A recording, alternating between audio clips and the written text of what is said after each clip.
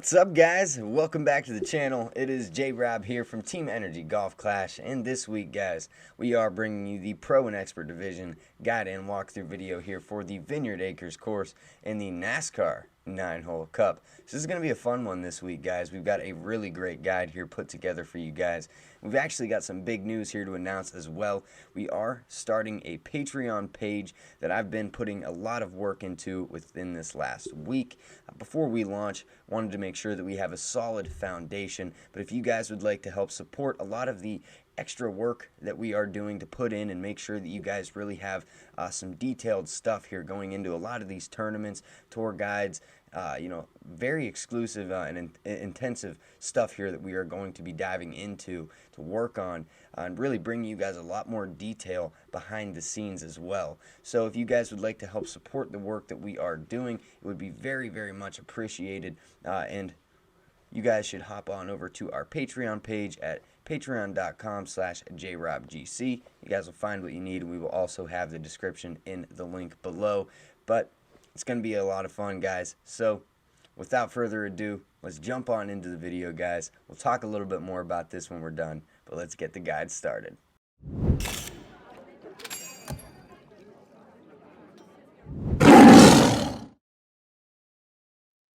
Alright, guys, what is up? Welcome to the guide. We've got hole number 1, par 4 here for Vineyard Acres.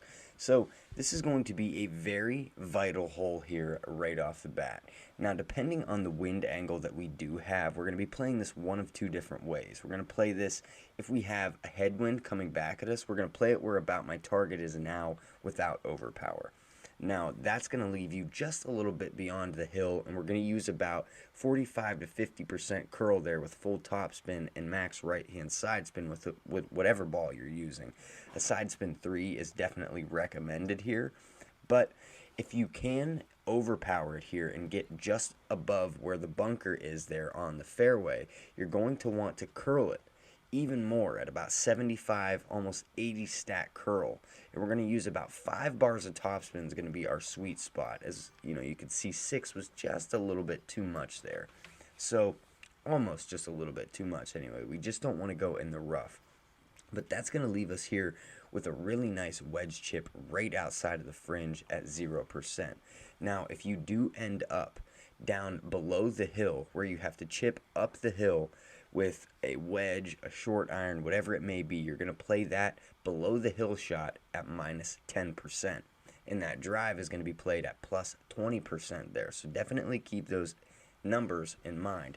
But what we're going to do here on this fringe chip, no matter how far out you are from the green, unless you like playing the float shot, I would definitely recommend extending out that ball guide and really using that topspin to your advantage to make sure that you can make a nice chip there, and you should be solid.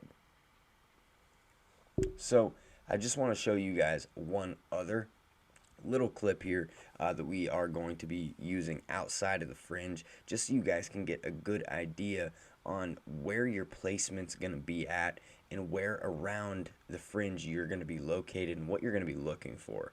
So you're more than likely going to want the rapier, the firefly, something to that nature that has quite a bit of topspin on this particular hole.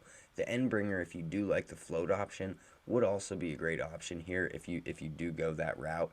But the rapier having that much topspin and a good ball guide around level 8, 7, 8, 9 in there, you should be pretty solid. So that's going to leave you with an eagle on the very first hole, which is going to be a great start at really being able to grab those extra strokes and one up your opponent. So make sure you guys can grab that eagle on hole number 1. Alright, guys, so here we've got hole number 2, a par 3, the very first of the par 3s that we do have here today. And this one's going to be more trickier of the par 3s here, in my opinion. A lot of the par 3s here are pretty straightforward in Vineyard Acres, but we do have a little bit of trickier adjustments here for some of the locations on these par 3s.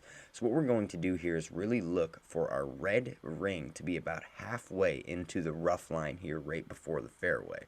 And what we're looking for is just about a bar of right-hand side spin, about 3/4 to a bar, right in between or right around that location. You'll know just when you get right in towards the hole there. But we're going to leave it kind of offset just to the left because we're going to leave that wind push to push us just a little bit back towards the right here.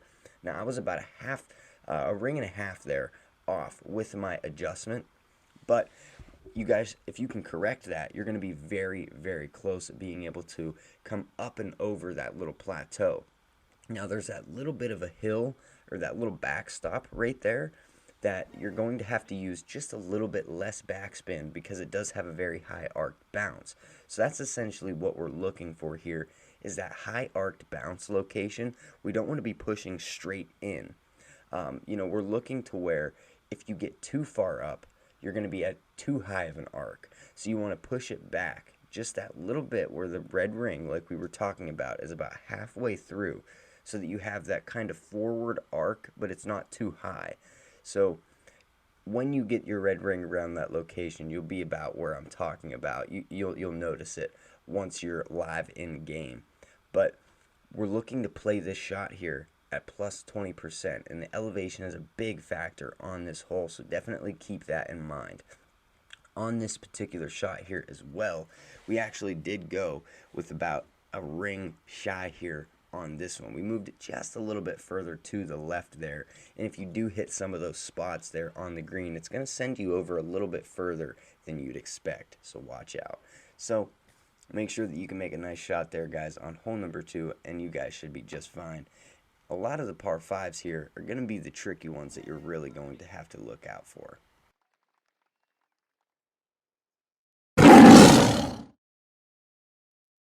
Alright though, guys, moving right along here, we've got our very first par 5 for Vineyard Acres in the NASCAR 9-hole cup.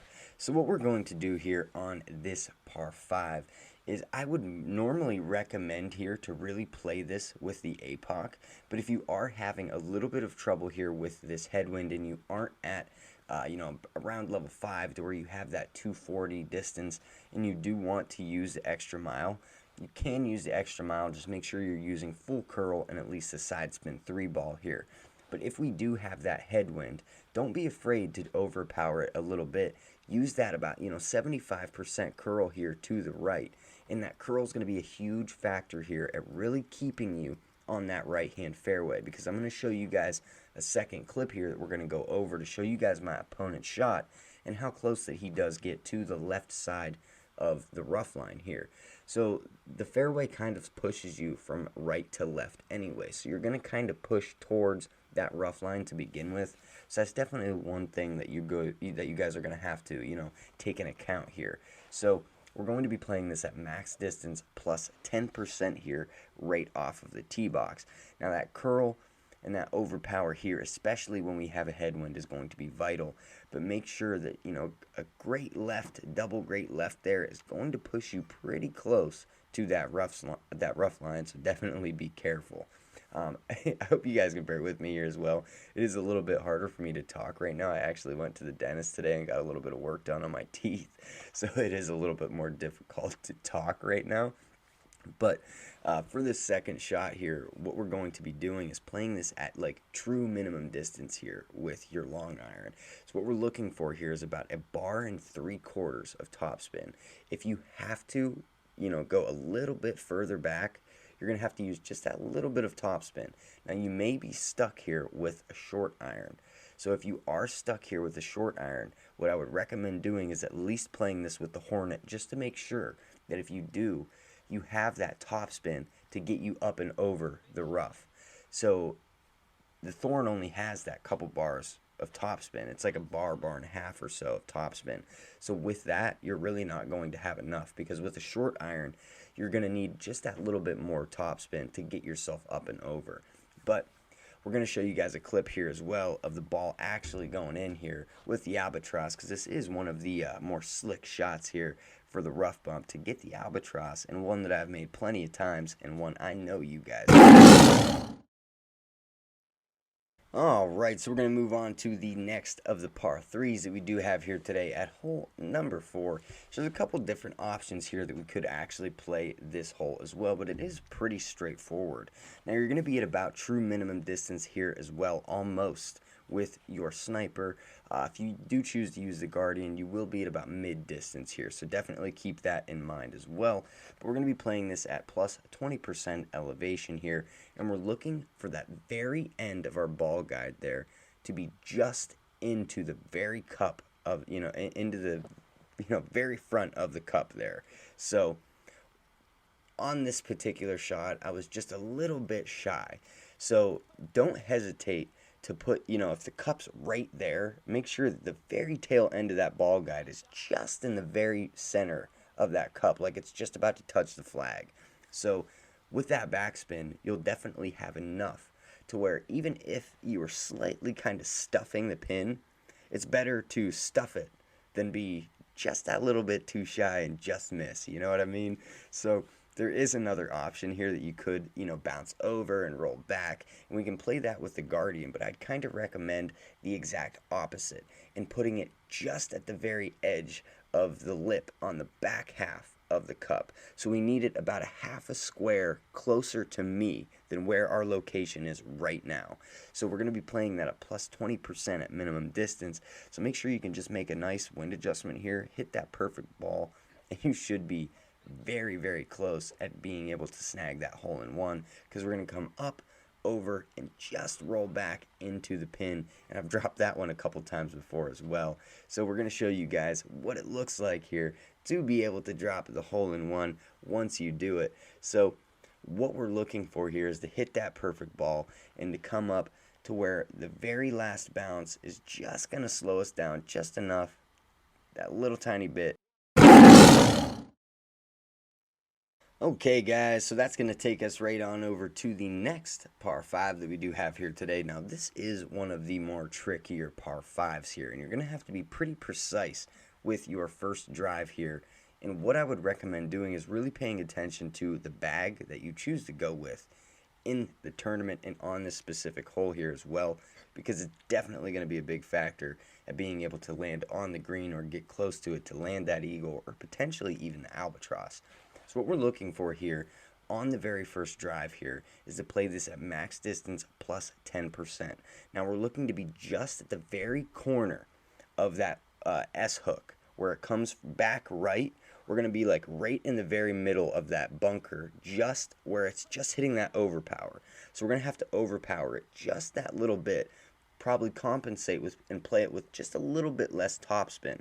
Now I came in a little bit too close there and hit that branch. If you do hit the branch, you will be okay. It will push you back out into the fairway unless you get extremely unlucky and somehow you go in the rough right there. But just don't add as much curl as I did there. You want to take it just a slight curl and use that top spin, or the side spin really, to push you back to the left. And use about a bar to 2 bars of topspin there at max would be my recommendation, because we're looking to more hug the left hand side of the fairway than we are to get down there and get the distance. So we just want to get past the trees and hug that left hand side, and I would recommend using the big dog here on this second shot, because if we do have a tailwind like this, it's definitely going to help us out to be able to reach and be able to actually make a decent line to the pin. Now I should have put just a hair more backspin on that.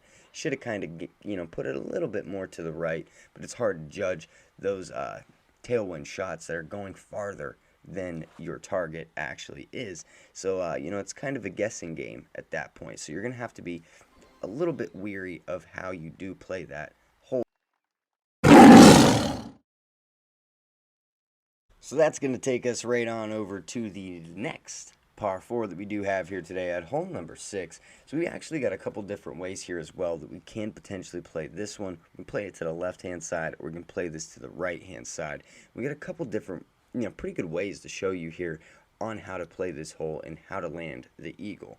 Now, if we do play this right hand side and we have a headwind, 3 bars of topspin is going to be about your sweet spot. If we have a tailwind, you're going to be about 1.5 to 2. You don't want to go any more than that as far as topspin in the right-hand side. Now, there is a very weird spot on the fairway that will almost, as soon as you hit that spot, it will almost line drive your ball. Even at, a bar to 2 bars of topspin, it will line drive it to where it goes way too fast, and you'll go either on the left-hand side in that bunker if you hit great left, or you're going to go straight up and over that hill and into the rough on the backhand half. And I know that sounds weird, rolling up the hill too fast. You think it would slow it down, but unfortunately the physics in the game doesn't work like that. So what we're looking for here on the left-hand side is either way we play this is going to be at plus 5% elevation here. So what we're looking for here on the left-hand side is to get our ball right in the very middle of this left-hand little island, panhandle that goes off of the fairway here on the left. Now, this is going to let us use a long iron to the pin. Now, we can clip that rough and roll out a little bit, but you're going to want to hug that left-hand side. We want to be about in the middle, so we want to be about 10 yards to the left of where he's at right now. Now, if we play the right-hand side, we're going to end up with a sniper shot here at about max or mid-distance here, depending on how close you get up there. Now, what we're looking for here is to be about smack in the middle of this little circle panhandle there that attaches to the green. So what we're looking for is about 3 bars of backspin and almost 3 bars of left-hand side spin. We want to be just shy there. And there's like an upside down bowl shape that has, attaches right there where my target is. And the very center of my target is, at the very center of that upside down bowl, if you can picture that. That's what we're looking for. Now, at the right or the left, it's going to push you extremely further one way. So we want to be right in the middle there. And if I wasn't eating chicken wings while I was playing this, I probably would have hit a perfect ball there.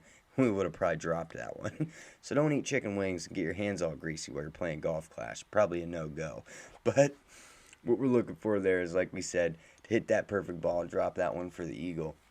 But if we do play this left-hand side and we have that 10 yards plus to the left that I was talking about, and we can get in the middle of that fairway, what we're looking for here is just to that rough patch right there to the right of that bunker. We can use the Goliath here, and that's the very important factor, is we're going to need the distance there on the Goliath. We can't use the backbone or anything like that. Not going to help us here. So what we're looking for is that rough bump coming right there to the left of that, or to the right of that bunker, or to the left where he landed. And we're going to come right out of the rough, straight in towards the pin. And it's a very, very nice shot there to be able to actually land that for the eagle, and one of the better opportunities here for this hole. So what we're looking for there is to hit those perfect balls, being able to set ourselves up for that nice second shot, and you guys should be pretty good.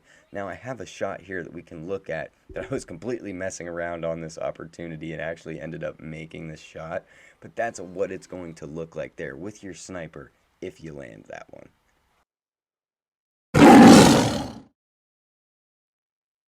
Alright guys, up next we got hole number 7, par 3 here. So this one is maybe a trickier par 3 here as well for some of you guys. But once you get it down pat, it should be fairly simple, pretty easy hole here for some of you guys. So we're looking to play this one here with a katana ball, in my opinion. You can play this one with a kingmaker as well, as long as we have that side spin 3. And what we're looking for here is just that little bit of less backspin here than you see me use. Now, what we're looking for there is about 3 and like just a little click of backspin. And that's going to give us the speed that we need here. And we're going to go about 9 to 9.5 rings over here with max distance plus 10% here on my adjustment. Now, if we would have come in just that little bit further up, we would have been straight in at the pin. But since we were a little bit further back, it's going to push us that little bit to the left as well, especially with the hill angle that we have there. So what we're looking for is to make sure that we can get it up, right about in the very middle of that fairway. Use that side spin to compensate us back to the left. Or you could even play it further over to the right here like you see my opponent doing, and almost play it straight up and over that bunker. It all depends on how far up you want to sit and where you're actually looking for. Now we can play this one here at mid or max distance, so definitely keep that in mind as well. And you could actually potentially play this one here with the Guardian, but getting up right on that funnel there on the top, it's going to be a little funky. Alright though guys, that's going to move us on over to the second to last hole that we do have here today, and one of my more favorite holes in this Vineyard Acres course.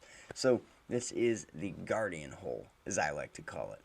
So we got a nice backstop, little baseball backstop hole here that we're going to be showing you guys a pretty sweet shot to land here. So what we're looking for here is to play this one here with the APOC, in my opinion. You can play it with the extra mile, but if you got the APOC, the curl is really going to help you, especially if we have a tailwind here. Now off the tee box here, we're going to be playing this at max distance plus 10%. We're really looking to hug that right hand side because that curl is going to get us further down towards that right and end up shortening our distance to the pin.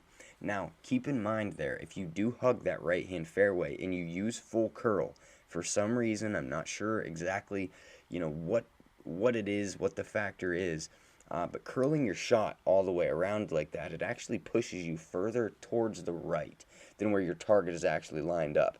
So make sure that you do give yourself, about a target, half a target or so to the left of the rough line there. So, if you do use quite a bit of that curl, almost full curl, that you won't just go curl it straight into the rough, because that's definitely happened to me. But what we're looking for here is this Guardian shot. Now you can see I just messed up that shot there because it'd been quite a while that I'd actually played this hole, so I got my location wrong. Now what we're looking for here with the Guardian, I had my location about right there.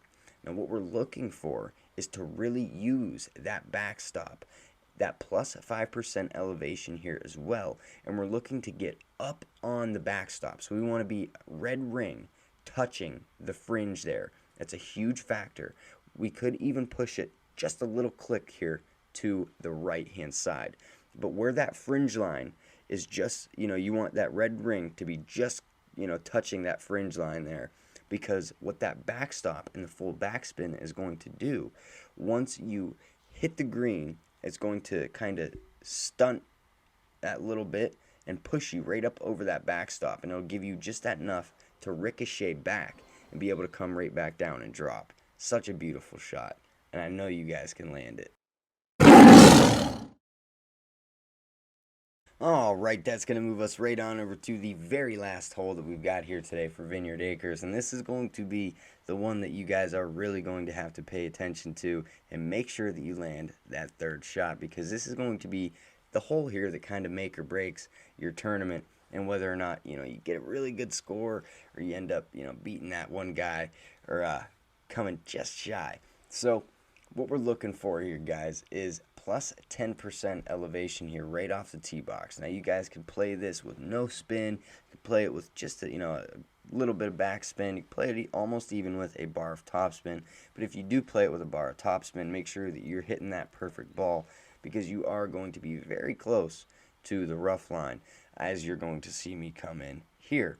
So just definitely make sure that you can make a good perfect shot there right off the bat, and you should be fairly good and set up here for a really nice second shot at being able to set yourself up here for a third shot and a nice short iron chip to snag that eagle.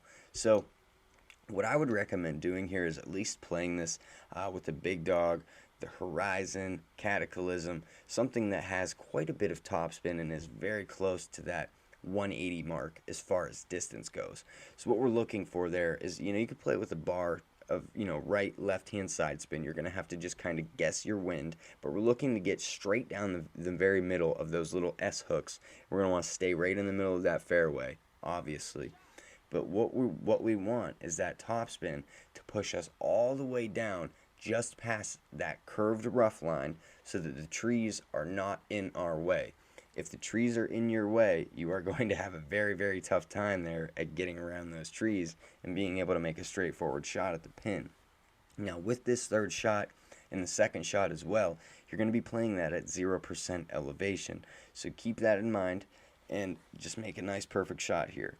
You're your numbers should be spot on as far as, your mid-distance numbers is what you're looking for. So here with the mid-distance numbers, 8.7 would be all the way out to the edge of the white ring here for me. So I'm at mid-distance, I'm going to move it just into the very middle of the white ring to compensate for that little bit there of distance that we're missing.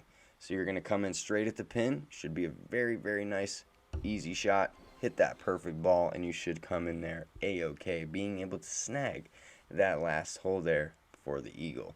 Now, I did want to show you guys just one more clip here of the short iron shot itself, so you guys can really see that ball guide and know that you're going to have to, I've actually come up just shy of dropping this hole before because, I put that little bit too much backspin on. So in my opinion, if you're going to go with, 2 bars of backspin, make sure that you do push it up just that little bit from where the fringe line is, because we're going to be just outside of that fringe as far as our bouncing location. So right here, I would go with about a bar and just a little bar and a click, a bar and a half, because we want that last little square of ball guide to roll in there and drop.